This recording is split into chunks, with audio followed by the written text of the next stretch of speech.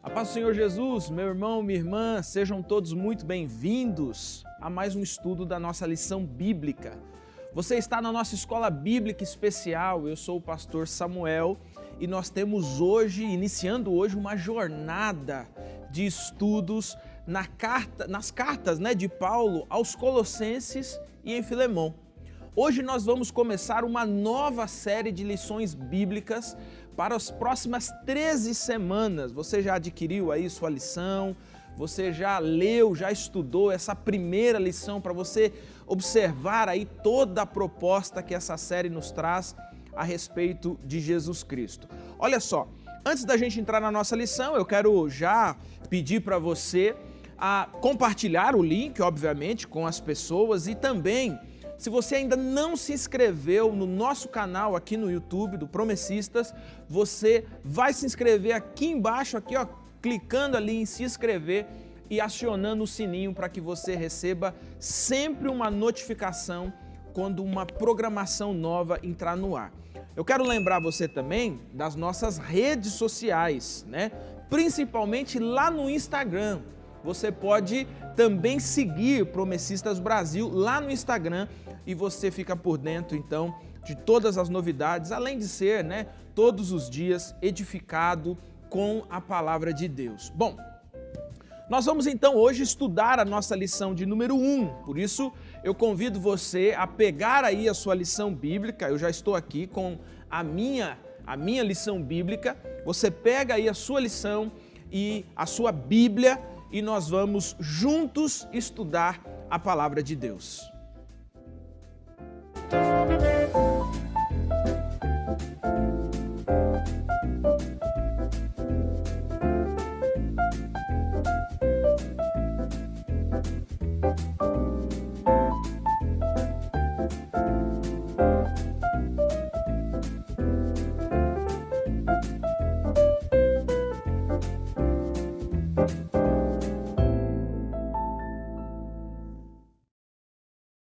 Lição de número 1 dessa nova série. A nova série tem como título Firmados em Cristo. Nós vamos estudar aspectos, sobre a vida cristã nessas duas cartas que escreveu o apóstolo Paulo, a carta aos Colossenses e a carta a Filemão. Veja só, nas cartas do apóstolo Paulo, nós podemos encontrar algumas cartas que a gente pode afirmar que elas são totalmente cristocêntricas. Elas têm como centro de toda a argumentação do apóstolo, de toda a sua estrutura, a pessoa de Cristo. Entre essas cartas, o apóstolo Paulo escreveu pelo menos 13 cartas no Novo Testamento. Entre essas cartas, nós temos a carta aos Colossenses. Sem dúvida alguma, a carta de Paulo aos Colossenses é uma das cartas mais cristocêntricas que nós temos no Novo Testamento. Não só isso, essa carta, ela além de revelar essa supremacia de Cristo, além de colocar, de trazer à tona, Paulo está escrevendo, combatendo algumas heresias que estão entrando na igreja, mas na segunda parte da carta, ele também vai enfatizar a necessidade que nós temos da obediência. Então é muito interessante o estudo nessa carta. Como que Cristo, que é colocado aqui como supremo, como suficiente, nós vamos ver no decorrer dos nossos estudos, exige de seus seguidores uma vida de obediência. Por isso que a ênfase dessa série de estudos é justamente a vida cristã, a nossa espiritualidade com Deus, a nossa caminhada com Deus. Nessa nossa primeira lição, nós vamos estudar um pouco sobre o poder do Evangelho, estudar sobre essa característica poderosa que o Evangelho tem de se tornar suficiente para a salvação de todas as pessoas. É muito interessante essa reflexão que nós vamos fazer nessa lição e verificar também quais as evidências, as necessidades que aqueles que decidiram seguir a Jesus precisam suprir nas suas vidas. Bom, Há algumas características muito importantes e interessantes aqui na carta de Paulo aos Colossenses que nós vamos tratar um pouquinho mais à frente. O texto base da nossa lição, ele se encontra no primeiro capítulo, no versículo de número 3, quando o apóstolo Paulo diz: damos sempre graças a Deus, Pai de nosso Senhor Jesus Cristo, quando oramos por vós. Como já dissemos, essa carta está sendo direcionada aos irmãos ali na igreja em Colossos. Bom, como nós vamos entender um pouco, fazer uma introdução a essa carta, entender um pouquinho como surgiu essa igreja e qual foi a necessidade que levou o apóstolo Paulo a escrever essa carta, eu quero já anunciar aqui o convidado que está aqui conosco para ajudar a gente a desvendar, né, esses assuntos dessa lição bíblica, que é o pastor Eleilton. Pastor Eleilton, mais uma vez, seja muito bem-vindo aqui com a gente no estudo. Pastor Eleilton, que é diretor, né, da editora e também editor, né, o editor-chefe, colocamos assim, né, dessa série de lições bíblicas. Então, ninguém mais, ninguém melhor, né, do que o pastor Eleilton para ajudar a gente a compreender aqui o início, né, dessa jornada nas cartas de Colossenses e Filemão. Pastor Eleilton, seja bem-vindo mais uma vez aqui. Amém, pastor Samuel. A gente fica feliz pela oportunidade de poder participar com você mais uma vez desse programa, que é um importante programa, né, da nossa denominação, onde a gente tem a oportunidade de, semana após semana, estudar um pouco da lição bíblica, da própria palavra de Deus. Então, que o Senhor nos abençoe. A gente cumprimenta também a todos aqueles que nos acompanham, né, estão em casa. Graça e paz para todos os irmãos e irmãs. Que seja um tempo de aprendizado e crescimento para todos nós. Amém, amém. Bom, pastor Eleilton, eu falei que você ia ajudar a gente a entender um pouco esse contexto, né, da carta aos Colossenses, uma vez que a nossa série já começa, né, com Colossenses e só mais à frente que vai falar da carta de Paulo a Filemão.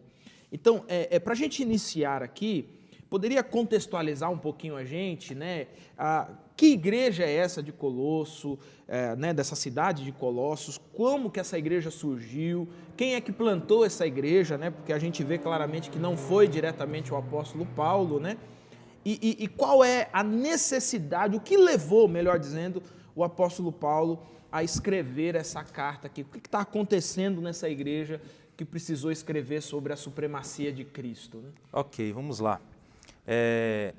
Essa igreja, ela é fruto do trabalho de Paulo na sua terceira viagem missionária. Então, nós temos lá no livro de Atos dos Apóstolos algumas viagens de Paulo. Sim. Na terceira viagem missionária de Paulo, ele vai ficar cerca de 3 anos em Éfeso, pregando o evangelho na Ásia Menor. E durante esse tempo que Paulo fica em Éfeso, uma igreja nasce ali. Na verdade, o livro de Atos ele se presta a narrar com mais detalhes todo o período de Paulo em Éfeso mesmo, né? Inclusive os 2 anos e meio na escola de Tirano, né, que Paulo está pregando, e uma porção de coisas acontece ali. Só que durante esses 3 anos que Paulo está pregando o evangelho em Éfeso, as cidades vizinhas, elas começam também a serem alcançadas. Não diretamente por Paulo, mas por meio dos colaboradores de Paulo. Gente que está se convertendo a Cristo em Éfeso, por meio da pregação do apóstolo, e é enviada pelo apóstolo Paulo para pregar nessas cidades vizinhas. Então, um desses cristãos é exatamente um cristão chamado Epáfras, né? Epáfras era alguém que morava na cidade de Colossos e que conheceu Paulo em Éfeso, foi alcançado pelo evangelho na cidade de Éfeso.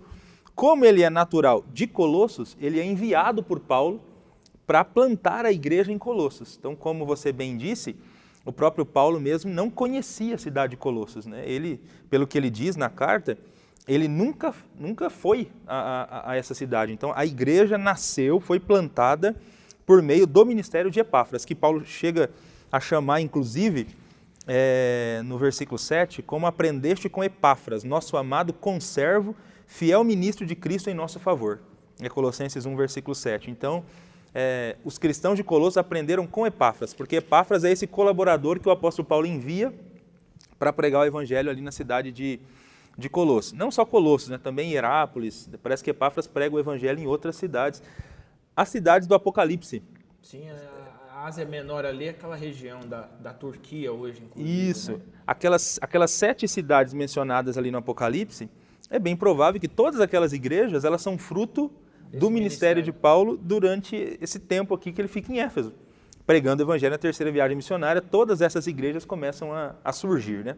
Pois bem, a igreja surge, é uma igreja vigorosa que vai surgir em Colossos.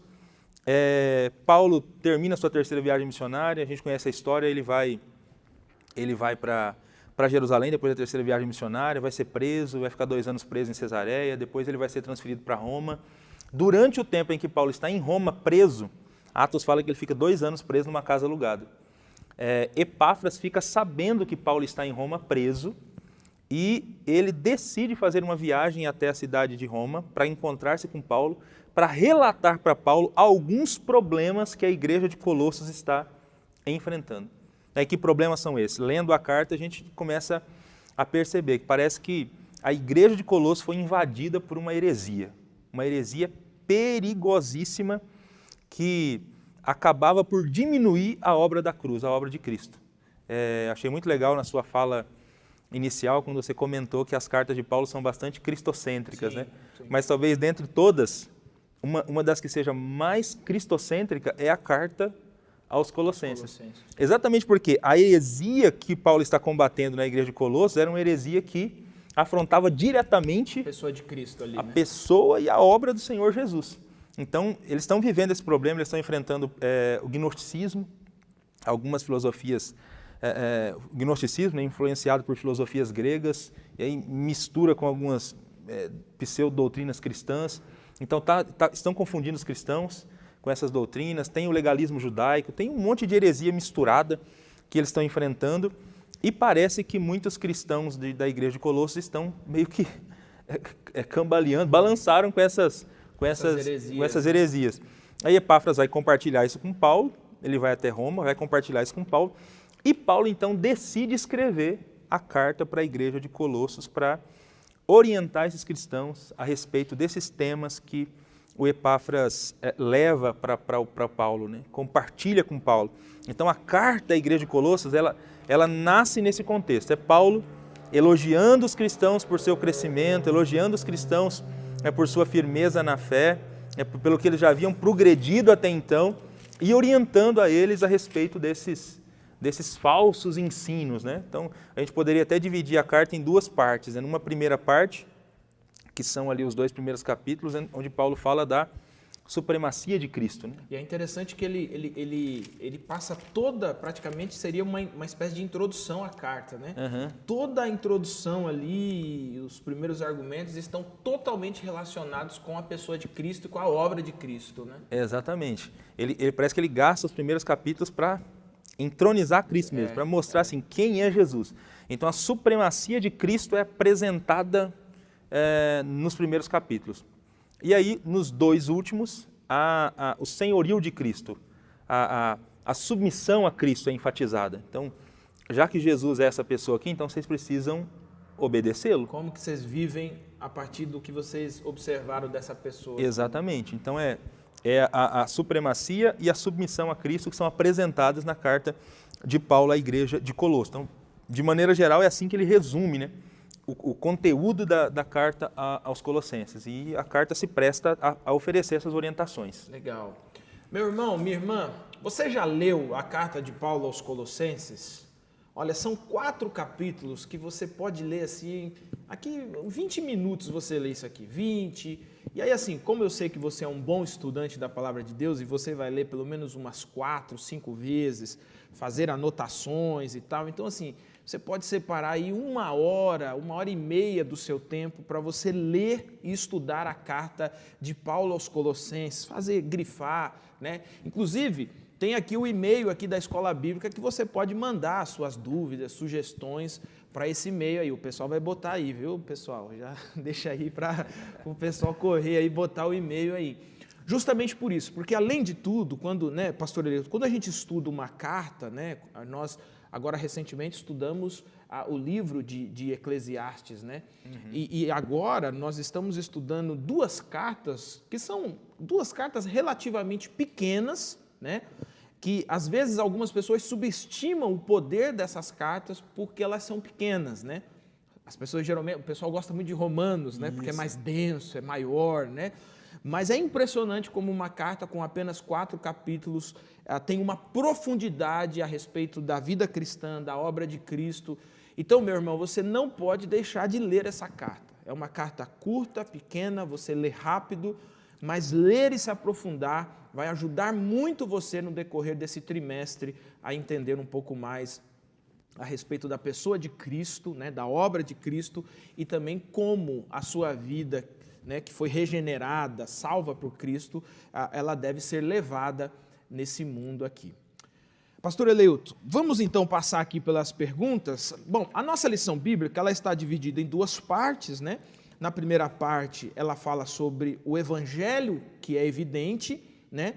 E na segunda parte, o evangelho que é poderoso. Lembrando você que nós estamos estudando a lição de número 1 e o tema é o poder do evangelho, tá? Então, para a gente ir comentando aqui no decorrer das lições, como você já está acostumado, nós começamos com as perguntas e a partir daí nós vamos destrinchando toda a nossa lição. Então, pastor Eleuto, a primeira pergunta, basicamente nós já respondemos, né?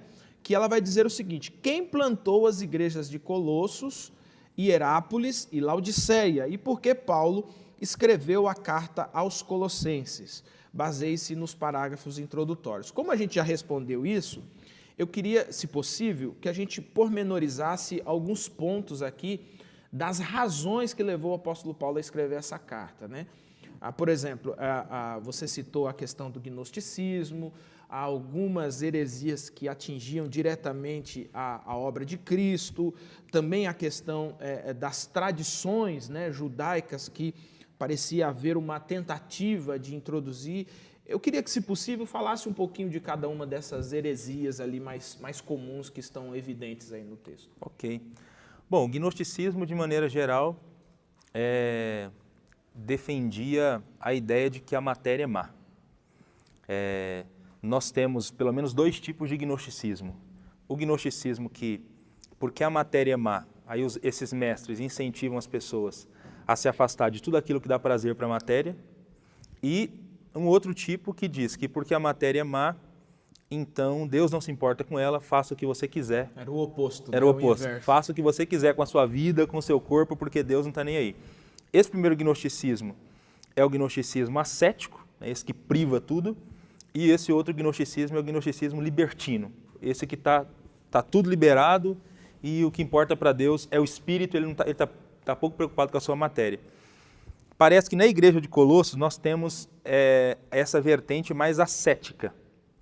Então, Paulo até vai trabalhar isso no capítulo 2, né? Parece que tudo é proibido. Não toque nisso, não manuseie aquilo, né? Não se aproxime daquilo outro. Então, a gente encontra isso, né? Esse tipo de gnosticismo na igreja de Colossos. Então, até muita gente confunde, né, essas orientações de Paulo como se Paulo estivesse falando contra as leis dietéticas de Levítico 11. Sim. E que não é. Se você vai estudar, você vai perceber que, na verdade, diz respeito mesmo ao gnosticismo, né? Ele até fala de essas práticas de severidade com o corpo e nada contribuem com a piedade. Ele está falando de gnosticismo. Só que você tem também uma vertente de legalismo judaico na igreja de Colossos, né? Você tem gente na igreja de Colossos incentivando os cristãos a guardarem as festas, as luas novas, né? Sábados ali são sábados cerimoniais. Né? Sábados, luas novas. Então está nesse contexto aí de mestres que estão tentando fazer com que os cristãos eles guardem toda a regulamentação mosaica, incluindo as leis cerimoniais que Cristo cravou na cruz. E parece que estão fazendo isso como uma forma de salvação. Então, eles estão dizendo para os cristãos que eles precisam fazer isso para ser salvos, para atingir... uma espécie de graduação, né? Isso, para alçar degraus mais elevados na vida cristã. Então, você quer ser um crente maduro, né, um crente que cresceu na vida cristã, você tem que estar praticando essas festas aqui, né? Você tem que estar cumprindo todo esse ritual, esse legalismo. É uma fé meio que de aparência, né? Inclusive, o capítulo 2 fala que essa fé é tão de aparência e tão mística que tem muitos mestres também que eles estão tendo sonhos e supostamente, né, anjos aparecem para eles e apresentam revelações para eles, e aí a igreja está meio que prestando culto a anjos. Sim. Você tem isso acontecendo na igreja de Colossos. Aliás, qualquer semelhança não é mera coincidência. Não, né? é mera nós coincidência. Nós temos algumas coisas assim nos dias de hoje também, né? Na nossa Exatamente. sociedade. Né? É isso aí, é um misticismo desenfreado, né, que está acontecendo na igreja de Colossos, e o pessoal está praticamente, assim, parece que anjos são mais importantes, têm papel mais proeminente no culto do que o próprio Cristo, né? Senhor Jesus Cristo. Então é um negócio assim absurdo, né?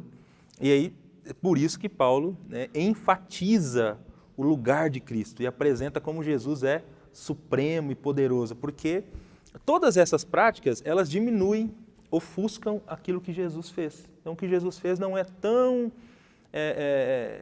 poderoso assim. É importante até o que Jesus fez, mas se você não tiver o que Jesus fez e mais todo esse pacote aqui, coisas, né? Então nada de salvação para você, nada de crescimento, né? Você vai ficar só no básico da fé aqui, porque você só tem Jesus. Então é uma pregação mais ou menos assim. Mais ou menos. E aí Paulo tem que entrar como se diz popularmente, entrar de sola, né? Para poder mostrar para esses cristãos que essa visão está completamente equivocada. Aliás, vale um parênteses, nós vamos observar, por exemplo, Colossenses, a carta de Paulo aos Gálatas. Você percebe claramente que quando a obra de Cristo é colocada em xeque, você tem um apóstolo Paulo que entra com as duas solas, né? Ele entra com os cravos da chuteira, né? Você vê que ele muda a tonalidade com que ele fala com as pessoas, justamente porque, e há uma razão para isso, né, meus irmãos? É porque quando a obra de Cristo ela é colocada em segundo lugar, não resta mais nada. Não resta mais nada para o indivíduo, né? Então, às vezes a gente fala assim, a gente questiona, né, o que se deve ou não deve fazer relacionado à salvação, né? Se fizer isso não é salvo, se fizer aquilo não é salvo. E isso dá muitas discussões. Mas uma coisa é certa, se a obra de Cristo é secundária, a condenação é evidente, né? Porque sem a obra de Cristo não tem redenção, né? Com toda certeza. Essas falas, essas atitudes de Paulo nessas cartas relacionadas a esse tema mostra o quanto é perigoso esse caminho, né, de querer acrescentar algo à obra de Cristo. Então, assim, tome muito cuidado, né? Você que assiste e acompanha a lição, que é um estudante da Bíblia Sagrada, muito cuidado com esses discursos, né, de líderes que dizem, você precisa de Jesus, mas tem mais essa outra coisinha aqui, que se você não fizer, já era para você. Se você não fizer, você não cresceu. Se você não fizer, você não é uma pessoa espiritual. Cuidado, né? Cuidado quando, com qualquer tentativa de rebaixar a obra do Senhor Jesus. Isso é grave. Por isso que Paulo pega pesado mesmo nas cartas em que ele escreve sobre o tema. Bom, dando sequência aqui, por que Paulo inicia sua epístola com um tom de extrema felicidade? Explique quais as 3 evidências do Evangelho na vida de uma pessoa. Aqui nós vamos entrar no item 1, né, do primeiro comentário aqui, primeira parte, né, do comentário da nossa lição bíblica. Vamos lá. Bom, isso aí. Paulo, de fato, ele começa mesmo a carta agradecendo a Deus, né? Damos graças a Deus, Pai de nosso Senhor Jesus Cristo, orando sempre por vós. É o texto base da lição. Então ele começa com esse tom de gratidão. E por quê? Qual a razão? A razão é que Paulo ele está vendo provas evidentes na vida dos cristãos de que realmente eles foram salvos pelo Senhor Jesus. Ele está vendo provas evidentes de que a salvação se concretizou na vida deles. Né?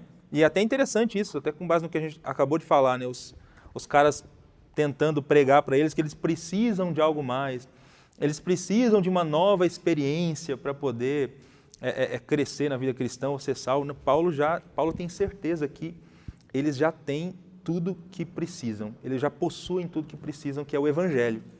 E por que Paulo sabe disso? Quais são as provas de que o evangelho está evidente na vida deles? Então, as provas são essas três marcas ou características que Paulo menciona, porque Paulo diz assim, ó, desde que ouvimos falar da vossa fé em Cristo Jesus.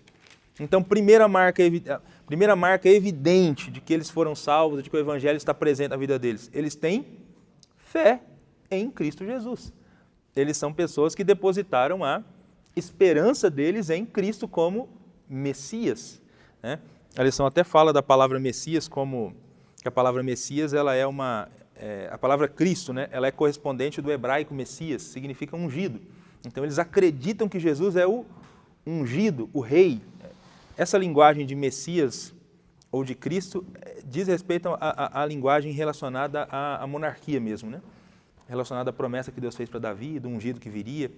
Então, os cristãos de Colossenses acreditaram nisso, para eles Jesus é rei. Jesus é o Senhor, Jesus é o soberano, não César, mas Jesus. Então, essa é uma marca, de acordo com Paulo, de que eles de fato haviam se convertido a Cristo. Né? Então, fé é uma marca. Mas tem outra marca. Paulo também diz que uma outra marca evidente de que eles haviam se convertido é o amor. O amor que vocês têm por todos os santos. É por todos os santos. Quem são os santos aqui? Os santos aqui não são pessoas perfeitas, né? Pessoas sem pecados. Os santos aqui, nós temos aqui a palavra hagioi, né? Presente aqui no texto, né? A palavra para santos que aparece nesse texto. E diz respeito aos cristãos que foram redimidos por Cristo e separados por Deus e para Deus. Separados por Deus para viver para a glória de Deus. Esses são os santos. Os cristãos colossenses, eles têm amor por todos os santos. Então parece que é uma comunidade de gente que se preocupa um com o outro. Então essa preocupação, né, dos cristãos um com o outro é para Paulo uma prova evidente de que o evangelho os alcançou, de que eles foram transformados. É muito complicado aquela pregação, né, de gente que acha que a relação com o outro não tem nada a ver com a conversão. Né? E o que importa é aqui, ó, com Deus, é minha vida com Deus e você que se exploda. Vou para a igreja, eu não estou nem aí para ninguém, eu quero é Jesus, né? Eu quero é Deus. Né? Como se fosse possível essa dicotomia, né? Como que se o meu relacionamento com Deus não interferisse em absolutamente nada com o meu relacionamento com o próximo. Isso é uma mentira, né? Na verdade, que de fato quem está bem com Deus, quem foi alcançado pelo Evangelho, vai se relacionar corretamente com o próximo. Isso acontece de maneira simultânea, inclusive, né? O próprio Cristo fala isso, né? Você vai trazer a oferta, mas descobre que tem um probleminha lá com o irmão, né? Que o irmão tem contigo, né? Nem você com o irmão, né? É isso aí. Você vai lá e resolve, porque isso interfere, né? São coisas que elas estão intrinsecamente ligadas, né? O relacionamento com Deus se desenvolve, né? Isso aí. Acho que é João, né? Inclusive, que fala na sua carta, né? Como que você pode amar a Deus que não vê e não ama o irmão que está ali de frente, né? Então, isso, assim, eu não estou nem aí para você, meu negócio é só com Deus. Como assim, né? Não tem como, assim, separar, divorciar as duas coisas, né? É isso aí. Tem até uma coincidência engraçada na Bíblia, né? Que é o João 3,16 e o 1 João 3,16. Né? É verdade. O João 3,16, Deus amou o mundo de tal maneira que deu o seu Filho para que todo que nele crê não pereça, mas tenha vida eterna. O 1 João 3,16, né? Já que Deus deu a vida do seu Filho, nós também devemos dar a vida pelos nossos irmãos. Então, você tem o desafio de se sacrificar pelo outro, né? Jesus sacrificou por você, se sacrifique agora pelo outro também. Parece que para Paulo aqui, os cristãos de Colossos, eles têm amor. E aí chama atenção também, pastor Samuel, o versículo 8, que Paulo diz que Epáfras contou para ele do amor que eles tendes no Espírito. É legal esse trecho aqui, porque quem é a pessoa que faz com que esse amor que eles estão demonstrando um pelo outro nasça no coração deles e na vida deles? É o próprio Espírito. A ideia aqui de amor que tendes no Espírito é um amor que é produzido pelo Espírito Santo. É produzido pelo Espírito Santo. Nós cremos num Deus que é amor, num Deus que essencialmente é amor. E a Trindade é amor. Então, é o próprio Espírito Santo que faz os cristãos de fato se importarem um com o outro. né? É como se o Espírito Santo fosse um elo de ligação entre todos os cristãos em todos os tempos, né? Em todos os lugares, né? Exatamente. E vamos combinar que, às vezes, nos relacionamentos interpessoais, às vezes, problemas vão acontecer, né? Nós não fomos glorificados ainda. Sim. Então, às vezes, o nosso irmão pode nos magoar. De repente, ou por querer, ou de repente até de maneira não intencional, ele pode falar algo que me chateia, né? Algo que eu não gosto, algo que me magoa de alguma maneira. Então, nós estamos sujeitos a nos magoarmos, né? Nos relacionamentos. Então, se não é, de fato, o Espírito Santo que vive em nós para ajudar os santos, né, a viver o processo de santidade e nos ajudar, de fato, a ter essa atitude chamada amor, né, de olhar para o outro, de se importar com o outro, de se preocupar com o outro, talvez nós teríamos dificuldades para vivenciar o amor, né? Então é algo de fato divino, sobrenatural, né? O Espírito produz em nós. Eu acho interessante, né, essa jogada para o Espírito, né, como esse elo, né, que faz com que nós amemos uns aos outros. Porque, ao mesmo tempo, né, se a gente pegasse aquela ideia grega de amor, né, ágape, eros, filéu, etc., o ágape era um amor que somente era possível aos deuses, né? A ideia grega de amor, você tem o ágape como um amor que é o amor dos deuses, algo que é sobrenatural, né? E quando Paulo vem aqui e liga isso dizendo, olha, o amor que vocês têm é um amor no Espírito, ou seja, não é uma produção única, humana, né? Não é algo que você produziu, né? Mas há um poder sobrenatural de Deus que faz a gente caminhar na direção um do outro, né? É muito interessante isso. Sim, com toda certeza. Muito legal essa menção de Paulo, a amor que tendes no Espírito, né? De fato, colocar o Espírito, né, como alguém que produz. Né, de fato, esse amor nos nossos corações. Bom, além da fé e do amor, a terceira evidência que Paulo mostra aqui de que os cristãos realmente se converteram é a esperança.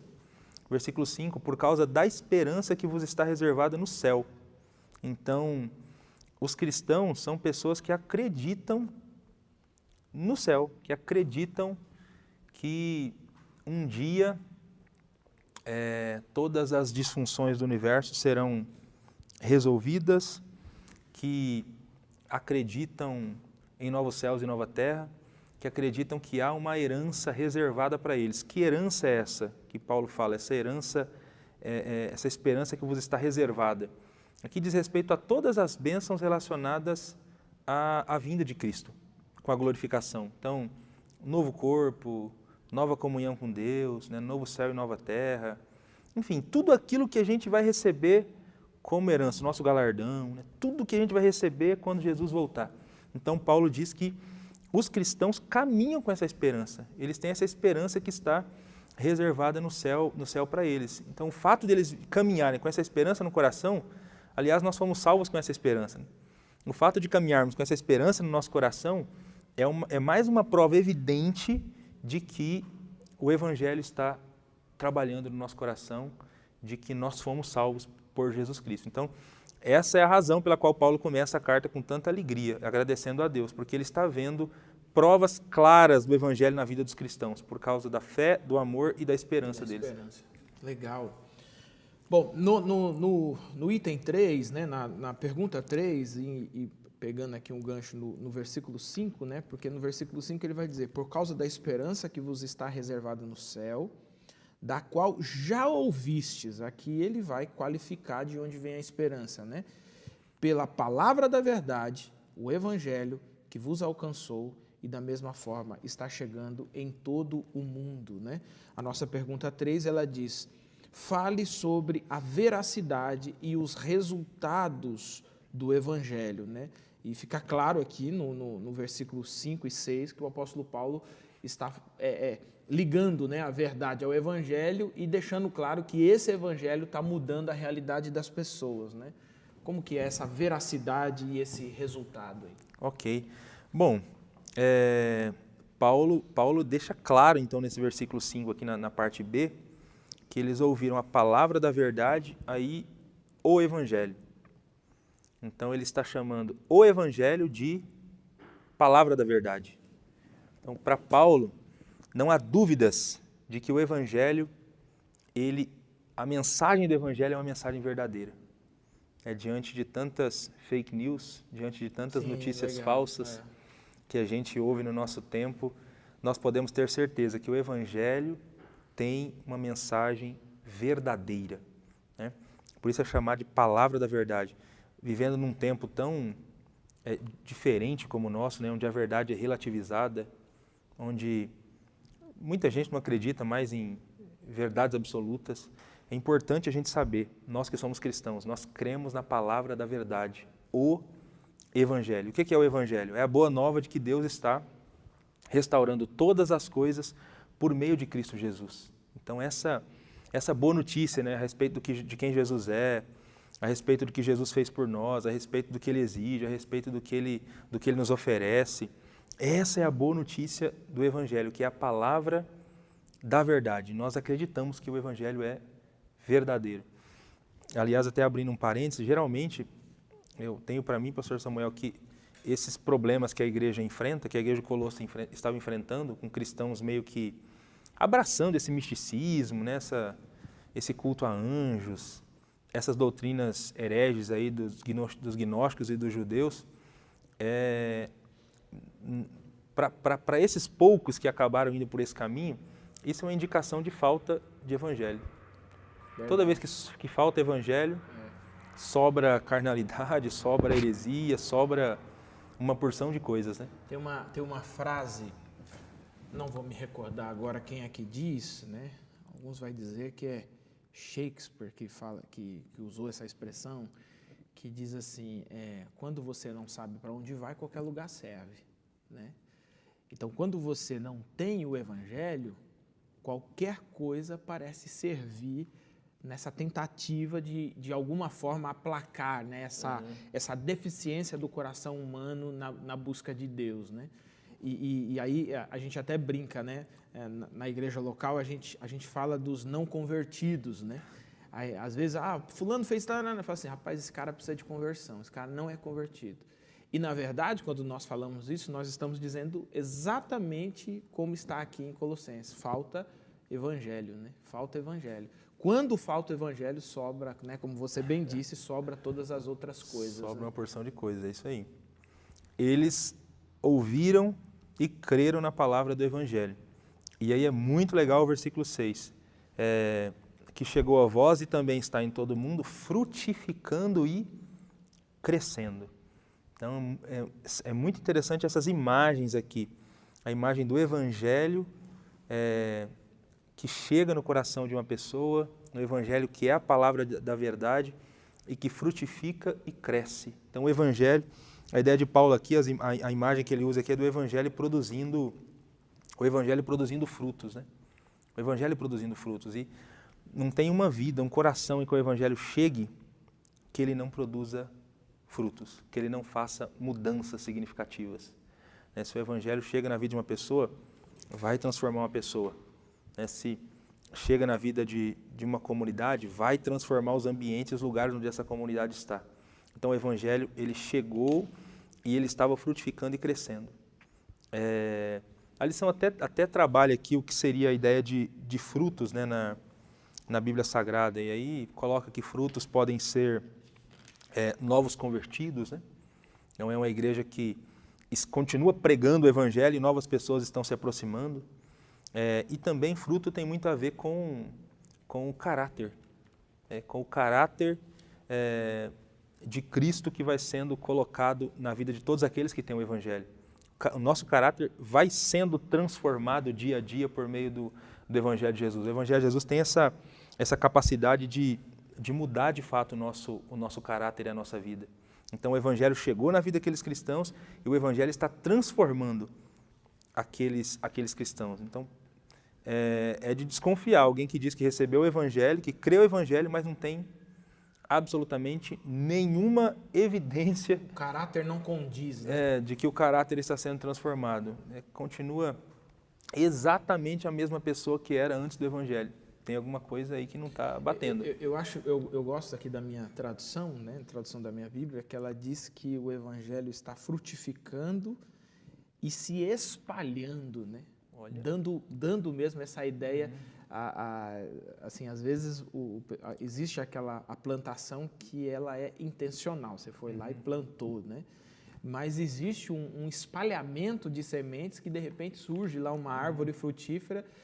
Assim, às vezes quando a gente viaja, né, principalmente para o interior de São Paulo, essa região oeste de São Paulo, né, dependendo da época do ano, você tem muitas mangueiras, né, muitas árvores frutíferas assim à beira da estrada, né?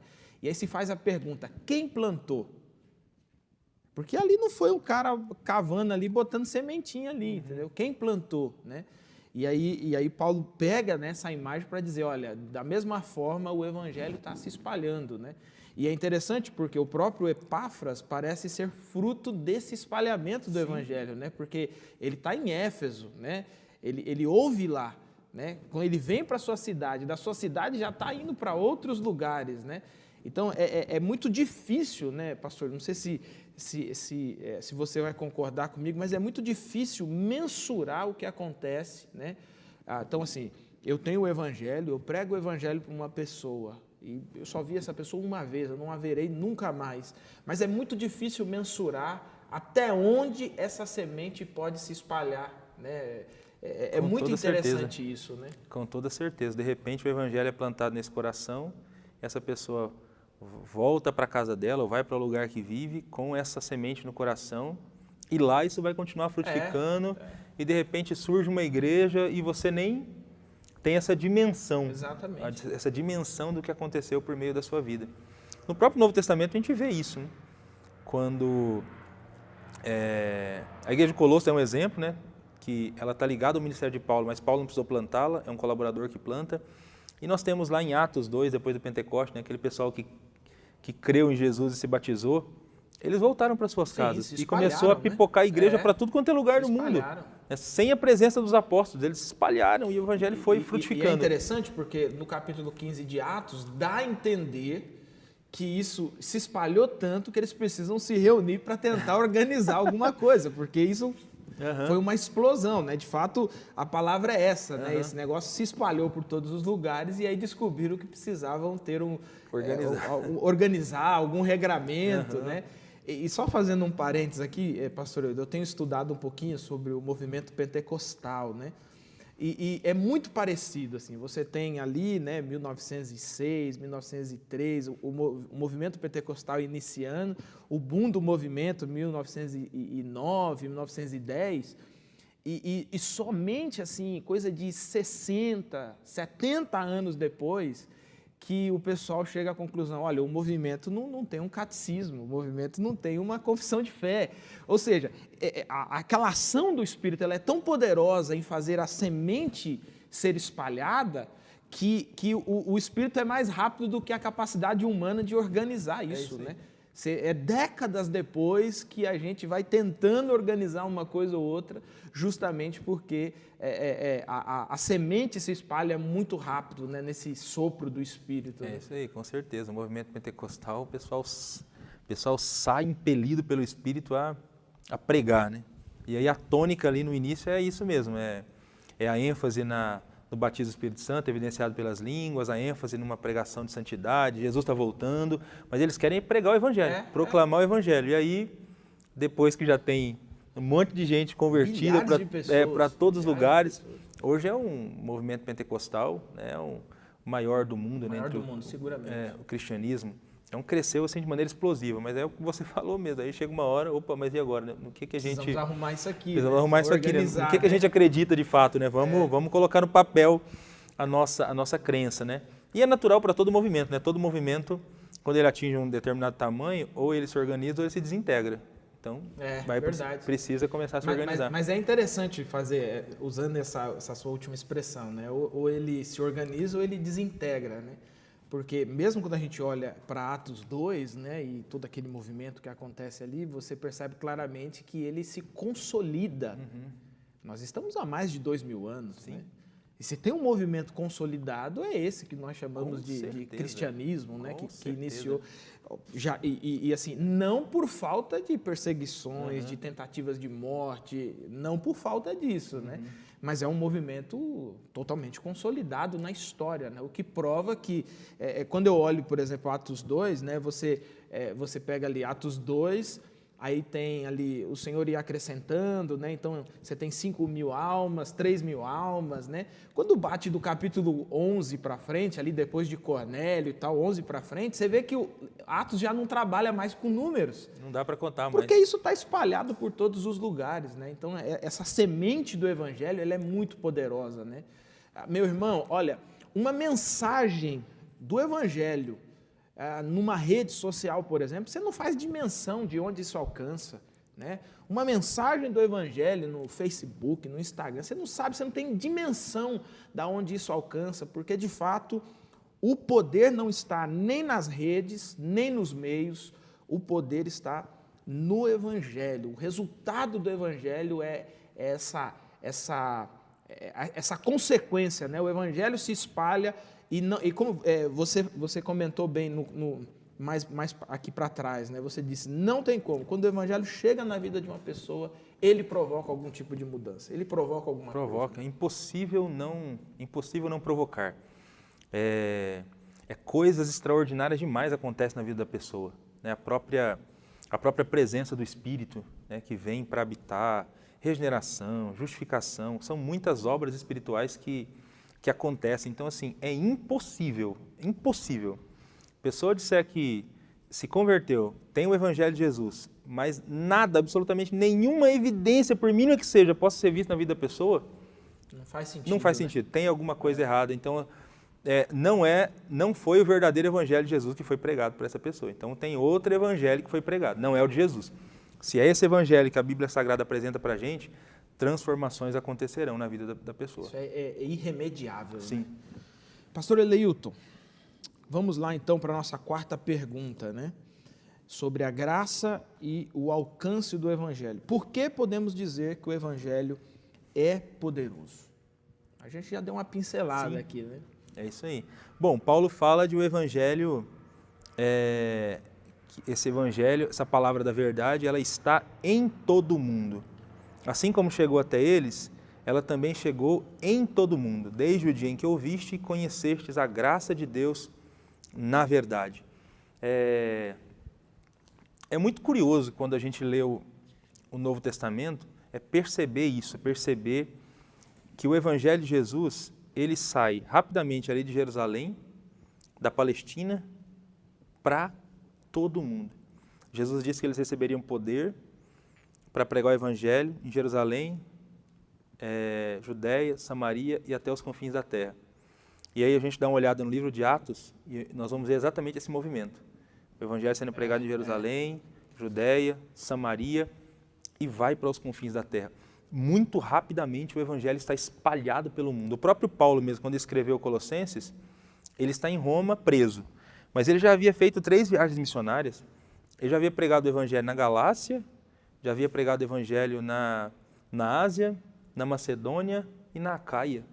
4 regiões do mundo da época. Então só Paulo já tinha plantado inúmeras igrejas num curtíssimo período de tempo.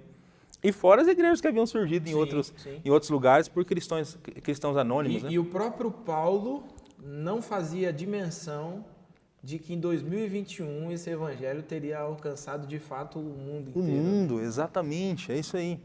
Então, aqui ele já está falando, o evangelho está em todo mundo.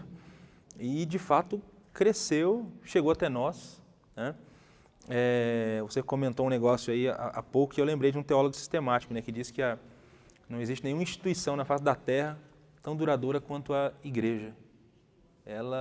E olha que ela foi perseguida inúmeras vezes, tentou se silenciar a igreja ao longo da história. Profundas perseguições. Sim, mas ela continua mais vigorosa do que nunca, né, porque é a comunidade de Jesus Cristo. Lembrei aqui agora da frase lá do...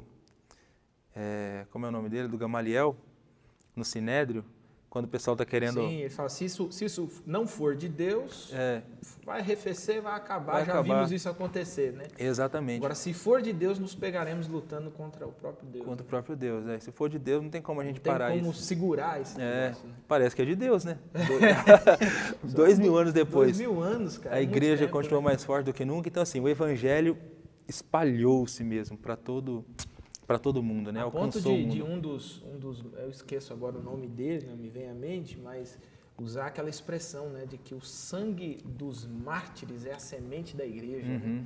Então, à medida que, vamos matar esse pessoal que a gente acaba com essa igreja. Então, para cada um que morria, era mais 100 que se convertia, porque o próprio martírio, né, daquela pessoa declarava para o mundo o poder do evangelho. Né? E vai continuar se espalhando, pastor Samuel, porque Jesus disse, esse evangelho do reino será pregado em todo o mundo, então virá o fim. Antes da grande tribulação, todas as etnias da terra ouvirão falar da palavra da verdade, o evangelho. E eu tenho para mim que isso não vai demorar muito mais para acontecer. E com toda essa revolução tecnológica, com tudo que a gente tem vivido, se Deus quiser fazer com que isso aconteça de uma hora para outra, isso pode acontecer de maneira muito rápida. Eu sempre me perguntava, né, como que esse negócio vai chegar em todos os lugares, né, num ritmo tão acelerado, né? E é impressionante como que essa pandemia trouxe um esclarecimento sobre isso, né? Então, assim, igrejas que num final de semana tinha 10, 100, 150 pessoas, né, reuniu 500, né? Chegou em lugar que eles nunca foram, né? Esses dias eu recebi um convite para pregar num culto na África. É caro ir para a África, mas você se conecta com a África. Então, você imagina, não há limite para o alcance desse evangelho com essa revolução tecnológica. Né? Não é só porcaria que acontece na internet ou na televisão, né? O poder do evangelho também está presente e está soprando aí, meu irmão, em lugares que nós nem não chegamos e nem conhecemos ainda. Quanta gente ouviu falar do evangelho durante esse tempo? Exato. E foi alcançada pelas redes sociais, ouviu a mensagem do evangelho pelas redes sociais nesse tempo em que as igrejas tiveram que... Elas não tiveram outra opção, elas foram literalmente empurradas, né, para as redes. Né? Bom, então o evangelho alcançou, e aí nós temos também aqui a ideia da graça. Né? Paulo fala também aqui sobre a graça do evangelho. Diz que eles ouviram e conheceram a graça de Deus na verdade, porque a mensagem do evangelho é uma mensagem que aponta para a graça de Deus. O evangelho fala essencialmente da salvação pela graça. O evangelho fala essencialmente de um Deus que decidiu nos salvar a despeito de nós mesmos e a despeito das nossas boas obras, das nossas boas ações. A salvação é pela graça para que ninguém se glorie. Né? Então, o evangelho fala sobre isso. Todas as pessoas que foram salvas pelo evangelho não foram salvas porque são boas. Não foram salvas porque fizeram determinadas coisas de maneira apropriada. Foram salvas porque Jesus morreu por nós. Foram salvas por causa da cruz. Então, o evangelho fala essencialmente da salvação pela graça. Mostra um Deus gracioso nos perdoando por meio do sacrifício do seu Filho. Então, isso é extraordinário, né? Glória a Deus por eleva ainda mais essa extraordinária mensagem do Evangelho do Senhor Jesus Cristo. Por isso, né? Então, meu irmão, minha irmã, para que querer adicionar penduricalhos na sua fé, quando você tem esse chamado, você tem essa redenção na obra poderosa de Cristo Jesus, e nem é porque você era bom, nem é porque você era boa, é por causa do poder desse evangelho, do amor de Deus colocado sobre essa obra de Cristo que nos alcança. Não tem nada maior, nada mais poderoso do que isso. Então, e acho que é isso, né, pastor? Falar do evangelho é falar de um Deus que entra na história para redimir pessoas ruins, Isso. Né? Pecadoras, da pior espécie, da pior estirpe, mas ele salva e condiciona elas para uma nova vida. Né? É isso aí. Deus prova seu amor para conosco pelo fato de Cristo Jesus ter morrido por nós, sendo nós ainda pecadores. Né? Ele decidiu nos salvar, decidiu nos amar, sendo nós ainda pecadores. Então, se tem uma mensagem, se tem uma palavra que resume a mensagem do Evangelho, é essa, é graça. É graça. É graça, é o favor imerecido de Deus. Então, isso precisa nos constranger a viver para Ele e para a glória dEle. Legal. Meu querido irmão, minha querida irmã, estamos chegando aqui ao final da nossa primeira lição bíblica. Estamos falando sobre o poder do Evangelho. E aqui, pastor Elilton, a vida em foco, né, que é o momento em que a lição bíblica, né, nós aplicamos ela à vida. Eu queria juntar aqui as duas últimas perguntas, né, que vai falar sobre as provas do Evangelho na vida e o poder do Evangelho na vida, né? Então, como é que nós podemos considerar as provas do Evangelho na nossa vida, né? As provas do Evangelho na vida do nosso aluno, da nossa aluna, e também o poder do Evangelho na vida desse aluno, dessa aluna? Amém. Bom, eu acho que foi muito claro aqui, pela leitura de Colossenses, esse trecho inicial dessa série de lições, que há algumas provas que mostram que o Evangelho de fato está presente na vida de uma pessoa. Então, primeiro Paulo falou da fé, do amor e da esperança. Então, você que é crente em Jesus e que recebeu o Evangelho, considere isso em sua vida. De fato, você confia de todo o coração que Jesus é o Messias, que Jesus é o Senhor, que Jesus é o Rei, que Jesus é o soberano. Você, de fato, tem esse amor produzido pelo Espírito Santo e se preocupa com o outro, e se preocupa com aquele que caminha com você, e tem firme essa esperança no seu coração, né, dessa herança que está reservada no céu para nós. Acredita firmemente que um dia Jesus Cristo voltará a segunda vez. Então considere essas provas do Evangelho na sua vida, né? Acho que essa lição nos desafia a fazermos esse autoexame e considerarmos se essas evidências que estavam tão presentes na vida dos colossenses estão presentes na nossa vida. E considere o poder do Evangelho, que é a verdade, né? Se de fato essa verdade nos alcançou, se ela está transformando o nosso caráter. Porque se esse Evangelho nos alcançou, essa verdade vai fazer uma grande transformação na nossa vida, vai mudar o nosso caráter, nós vamos crescer e frutificar. E é óbvio, o tempo todo devemos glorificar a Deus, por isso está acontecendo, porque não é por causa de nós e dos nossos méritos. O Evangelho não é sobre aquilo que nós fazemos, é sobre aquilo que Deus fez. É graça. Então a gente precisa glorificar a Deus todos os dias pela mensagem do Evangelho. Então é o desafio que a gente tem ao estudar esse trecho da Escritura Sagrada. Amém. Amém. Meu querido irmão, minha querida irmã, aluno, aluna da Palavra de Deus, chegamos aqui ao final do nosso estudo. Eu quero pedir para o pastor Elilton fazer uma oração abençoando a sua vida, abençoando o restante da sua semana, abençoando os seus estudos, e não apenas isso, mas chamando você também para ser desafiado a enxergar essas evidências do Evangelho na sua vida e enxergar esse poder do Evangelho sobre a sua vida, para que você também possa influenciar e mudar realidades à sua volta. Você ora para nós, pastor Elilton? Vamos orar. Senhor Jesus, nós damos glórias ao Teu nome. Te agradecemos, Deus, porque um dia pudemos conhecer a mensagem do Evangelho. E essa mensagem transforma de fato a nossa vida e traz provas visíveis, evidentes, de que ela está atuando em nós. Eu quero, meu Deus, suplicar para o Senhor nessa oportunidade, que o Senhor traga cada dia mais para os teus filhos e filhas que estão ouvindo esse programa, convicção da sua fé em Jesus, convicção de que Jesus é o Rei, o soberano do universo. Glória a Deus. Que o Senhor nos ajude a demonstrarmos de maneira prática o nosso amor pelo nosso irmão, que o Espírito Santo que vive em nós continue produzindo em nós esse amor por meio de ações concretas e práticas. Não deixa faltar nunca em nosso coração, Deus, a esperança, especialmente vivendo num tempo de incertezas como o que estamos vivendo agora, Pai. Que a esperança esteja sempre presente em nosso coração e também em nossa vida. Que o Evangelho continue crescendo e frutificando, Deus. muda o nosso caráter, a nossa vida, molda-nos cada vez mais à luz da Tua palavra e do Teu Evangelho e usa-nos, Deus, para que esse Evangelho continue se espalhando pelo mundo e alcançando pessoas e transformando vidas.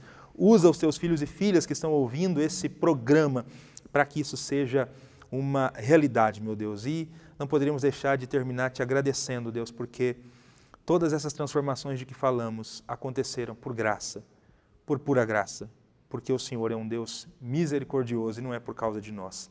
Te louvamos por isso, Pai, no nome de Cristo Jesus. Amém. Amém. Amém. Pastor Eleuto, mais uma vez, obrigado. Essa participação aqui na nossa primeira lição. Meu querido irmão, minha querida irmã, meu aluno e aluna, semana que vem a gente volta com a lição de número 2. Antes da gente nos despedirmos aqui desse nosso momento, eu quero lembrar você do Promessistas Brasil, aí na parte de trás, aí na contracapa da sua lição, está falando um pouquinho sobre as nossas redes, né? Se tem promessa, eu sigo. Então aqui nós somos promessistas, graças a Deus. E aí você pode entrar lá, nós temos o nosso site, promessistas.org, nas redes sociais, estamos presentes lá no Instagram, você pode procurar lá, Promessistas Brasil, aqui no YouTube, onde você está acompanhando essa programação, no Facebook. Olha, fique atento a todos os canais de contato, todos os canais de informação do Promessistas, para que você fique sempre por dentro de todas as novidades que estão acontecendo na nossa igreja. Que Jesus abençoe a sua vida, que você tenha uma feliz continuidade de semana e bons estudos na Palavra de Deus.